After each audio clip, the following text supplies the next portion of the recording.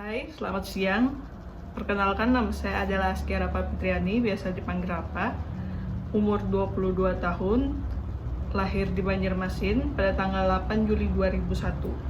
Saat ini saya sedang tinggal di Banjarmasin, tepatnya di Jalan Keramat Raya, Kelurahan Sungai Bilu, Kota Banjarmasin, Provinsi Kalimantan Selatan. Saya tinggal bersama dengan ibu saya dan dua saudara saya. Kakak saya bernama Nur Ainun Kamelia yang sekarang bekerja sebagai pegawai swasta, dan adik saya bernama Bulkis Dina Nahlia yang sedang menempuh pendidikan sarjananya di Universitas Lambung Mangkurat jurusan Ekonomi Pembangunan. Saya alumni dari Universitas Lambung Mangkurat jurusan Ekonomi Pembangunan, masuk pada tahun 2019 dan lulus pada tahun 2023. Tepat 4 tahun saya menjalani perkuliahan sebagai mahasiswa dan lulus tepat waktu, tepat 4 tahun dengan IPK 3,84. Ibu saya adalah seorang ibu rumah tangga dan ayah saya sudah meninggal pada tahun 2012, tepatnya bulan November, sekitar 11 tahun yang lalu. Ayah saya dulu adalah sebagai pegawai swasta di perbankan, tepatnya Bank Syariah Mandiri, yang sekarang melebur menjadi Bank Syariah Indonesia. Untuk saat ini saya masih belum memiliki pekerjaan, masih mencari pekerjaan dan membantu adik-adik tingkat dalam perkuliahannya, entah itu skripsi, pembelajaran mata kuliah lainnya, dan sebagainya.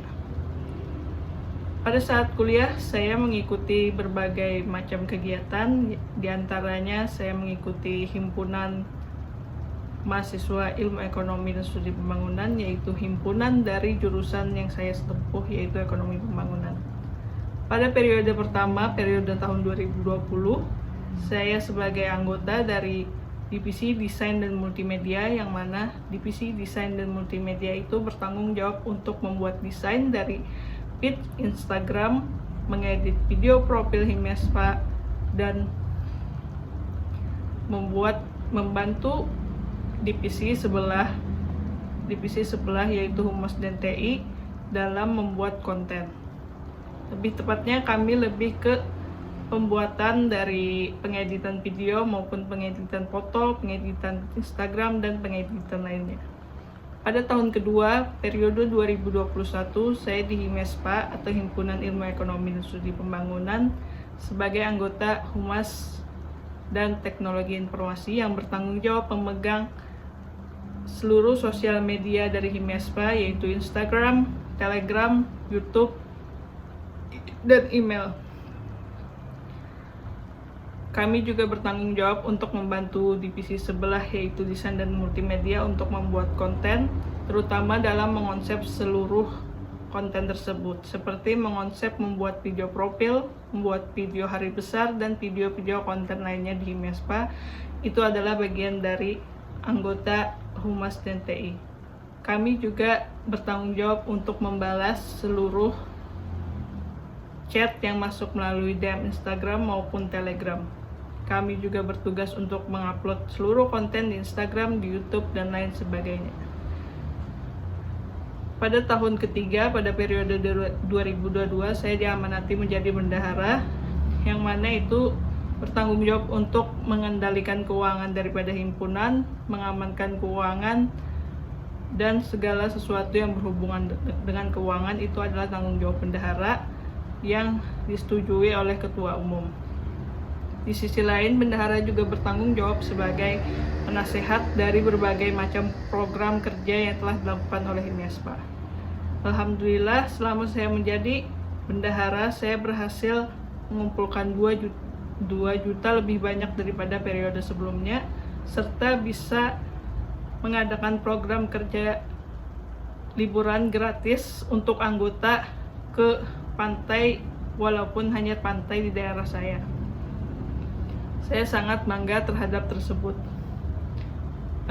Cita-cita saya, mengapa saya memilih jurusan ekonomi pembangunan, karena kedua orang tua saya mengambil jurusan tersebut pada beliau menginjak sarjana. ibu saya juga jurusan itu dan ayah saya juga jurusan itu. Dan saya melihat ayah saya berhasil dalam karirnya sebagai pegawai swasta di Bank Syariah Mandiri dulu, dan terakhir menjabat menjadi kepala cabang membantu di Kabupaten Hulu Sungai Utara, lebih tepatnya di Kecamatan Brabai. Karena hal tersebut saya memasuki jurusan ekonomi pembangunan. Di sisi lain, karena saya tidak memiliki bakat di bidang kesehatan seperti menjadi dokter umum, dokter gigi, farmasi, dan lain sebagainya. Karena keuangan kami tidak bisa untuk berkuliah di sana, dan di sisi lain juga saya tidak mempunyai mental yang kuat untuk berkuliah di sana, apalagi menjadi seorang dokter. Oleh karena itu, saya memilih jurusan ekonomi pembangunan. Jurusan ekonomi pembangunan yang saya tahu itu bertujuan untuk menjadi pekerja di Bapeda atau Badan Perencanaan Pembangunan Daerah, atau Bappenas, Badan Perencanaan Pembangunan Nasional, di mana di situ para pekerjanya, terutama pejabatnya, mengonsep bagaimana membangun sebuah daerah, entah itu kabupaten, kota, maupun provinsi, maupun negara atau nasional. Mereka akan menghitung proyek apa, infrastruktur apa yang harus dilakukan melalui metode-metode seperti SWOT, AHP, dan lain sebagainya. Tujuan dari jurusan ekonomi pembangunan tersebut itu. Tapi di sisi lain kami juga belajar yang namanya moneter serta kebank sentralan, di mana kami belajar bagaimana cara mempertahankan keuangan terhadap dolar atau mata uang asing agar tidak turun harganya. Di sisi lain, ekonomi pembangunan juga tidak menutup kemungkinan untuk menjadi banker, karena kami belajar mengantar dasar akuntansi, kami juga belajar manajemen, kami juga belajar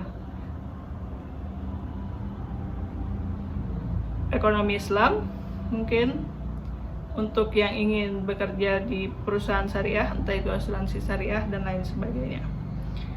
Karena melihat dari berbagai prospek kerja tersebut, saya menarik untuk memasuki jurusan ekonomi pembangunan.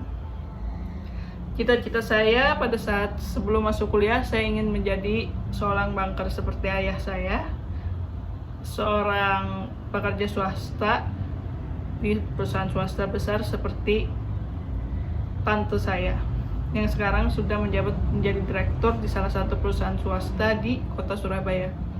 Karena melihat beliau yang lulusan dari Fakultas Ekonomi, makanya saya tergetar untuk masuk jurusan ekonomi pembangunan. Tapi di sisi lain, saya juga ingin menempuh pendidikan S2. Siapa tahu memang rezeki saya menjadi dosen, maka saya akan menjadi dosen.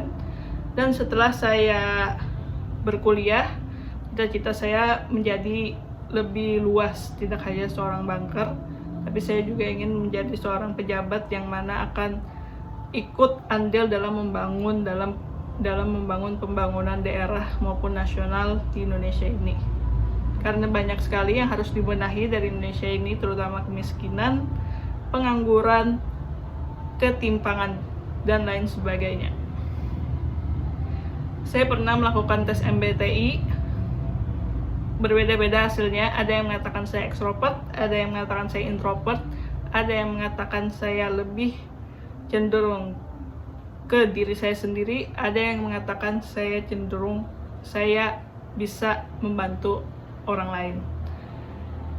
Mungkin hal tersebut itu berbeda-beda tergantung situasi apa saya menjawabnya. Selama ini saya sudah beberapa kali juga mengikuti wawancara dari pekerjaan. Mungkin ada posisi yang memang saya harus mengharuskan diri saya untuk menjadi seorang yang cenderung menjadi diri saya, lebih peduli pada diri saya, dan ada juga posisi yang membuat saya menjawab tes MBTI atau psikotes itu lebih membantu ke orang lain atau kerja sama tim. Tapi di sisi lain, saya bisa melakukan kedua hal tersebut. Terbukti saya bertahan di himpunan selama 3 periode atau 3 tahun. Untuk bekerja sama tim itu sudah terbukti dari sana. Saya tidak pernah keluar. Untuk lebih ke diri saya, terbukti dari IPK saya yang alhamdulillah termasuk tinggi, dan alhamdulillah saya mendapat predikat cum laude, tidak pernah mengulang dalam mata kuliah, dan alhamdulillah nilai saya bagus, bisa lulus tepat waktu. Itu terbukti kalau saya tidak mengabaikan kewajiban saya kuliah walaupun saya tetap harus berorganisasi. Untuk pengalaman kerja, saya belum pernah mendapatkan pengalaman kerja. Mungkin saat ini saya sedang tergabung menjadi panitia pengawas TPS, dan saya juga sempat membantu dosen saya sebagai surveyor UMKM, yang mana itu bekerja sebagai menyurvei UMKM yang ada di Kota Banjarmasin tiap kelurahan, dan akan dibayar oleh Dinas Koperasi Kota Banjarmasin. Pekerjaan itu selama 3 bulan. Hal terberat dalam hidup saya adalah sejak kecil ayah saya meninggal. Saya dituntut untuk selalu bisa menjadi lebih baik dan tidak menyulitkan ibu saya. Jadi semenjak saya lulus SD, ayah saya meninggal tahun 2012, itu bertepatan dengan saya kelas 6 SD. Saya menjalani ujian nasional. Saya selalu belajar setiap hari, kecuali hari Minggu. Hari Sabtu pun saya belajar. Hari Jumat, walaupun pulang cepat sekolah, saya juga tetap belajar supaya saya bisa masuk SMP yang terbaik di kota saya tanpa embel-embel belakang atau orang dalam. Saya belajar setiap hari dan alhamdulillah saya mendapatkan hasil yang memuaskan. Saya bisa masuk SMP negeri yang saya mau dan tidak merepotkan orang tua saya. Ketika lulus SMP, saya juga belajar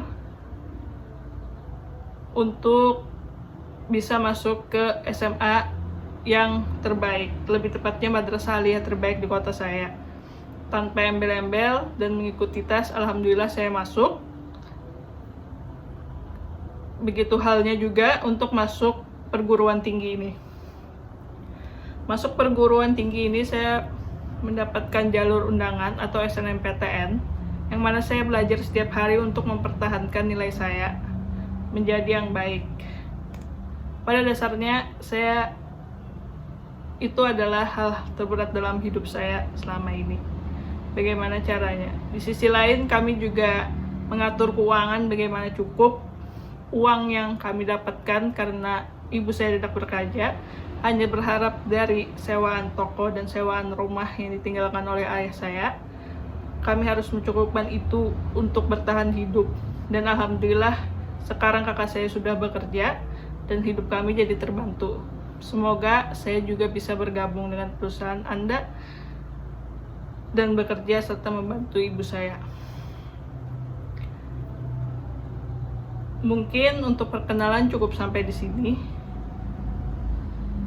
Saya Rapa pamit undur diri. Terima kasih atas perhatian Bapak, Ibu, HRD atau pimpinan siapapun yang melihat video saya ini. Saya berterima kasih. Assalamualaikum, selamat siang, dan sampai jumpa di tes berikutnya.